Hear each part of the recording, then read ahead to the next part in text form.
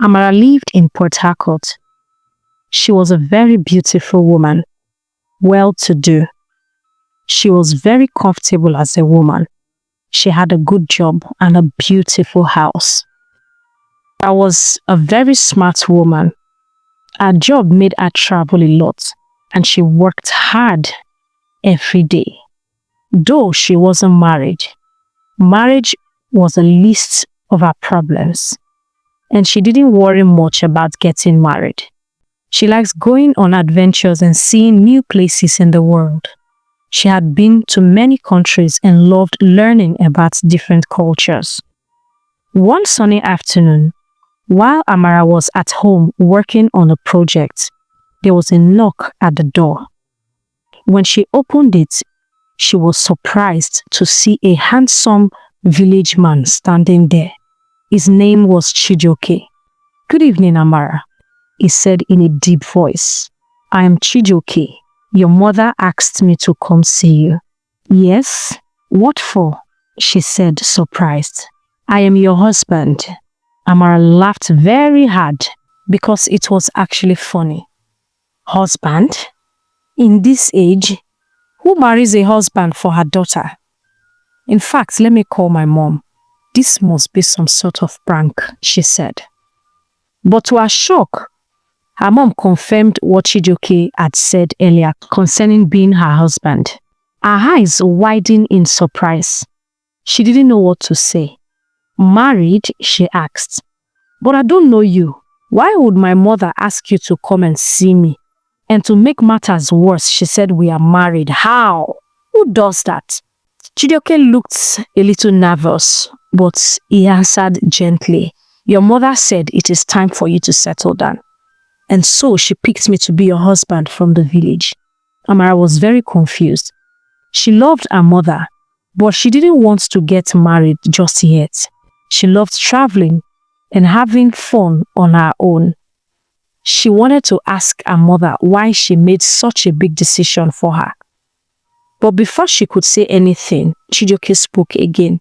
"I know this is surprising," he said, "but I promise we will get to know each other. I am here to stay."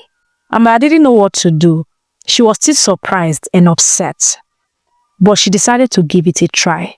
She thought, "I will learn more about him and maybe we can become friends. And so I won't just drive him away yet." So Chijioke stayed in her house. They lived together, but there was a lot to learn from each other. Amara had to teach Chijioke how to use cutlery because he had never used a fork or knife before. She showed him how to eat like people in the city and how to speak good English.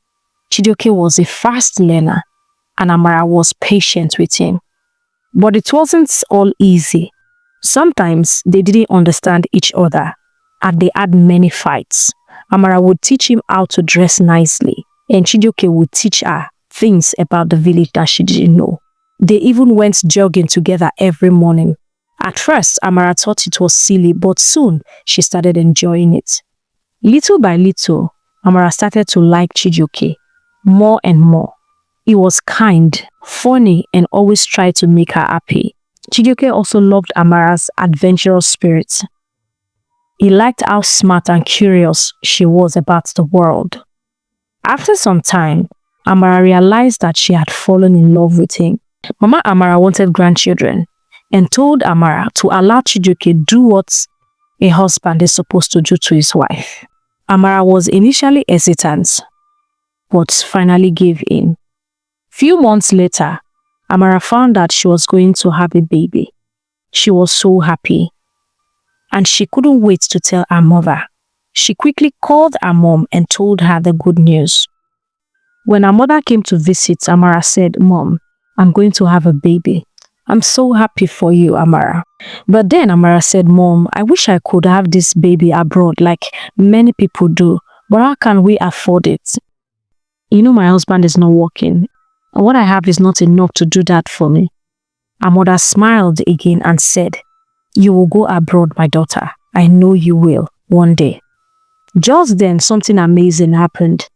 Chijioke walked into the room, but this time, he was dressed in a smart suit like someone who was very important. Amara couldn't believe her eyes. She looked at him in shock. "Mom, what is going on?" Amara asked. "Why is Chijioke dressed like that?" Her mother turned to Chijioke and said, "It's time for you to explain." Surprised, she asked again, "Can someone tell me what is going on here?" Chijioke took a deep breath and said, "Amara, there's something I need to tell you." She was surprised that he could speak fluently, even better than herself, and she became even more confused. And Chijioke continued, "I'm not just a simple village man. I'm actually a very rich broker who lives overseas. I'm also a citizen of Canada. I dressed this way because I wanted to find someone who would love me for who I am, not for my money. Many women love me only because of my wealth. I wanted you to love me without knowing anything about my money." Amara was so shocked that she started to cry.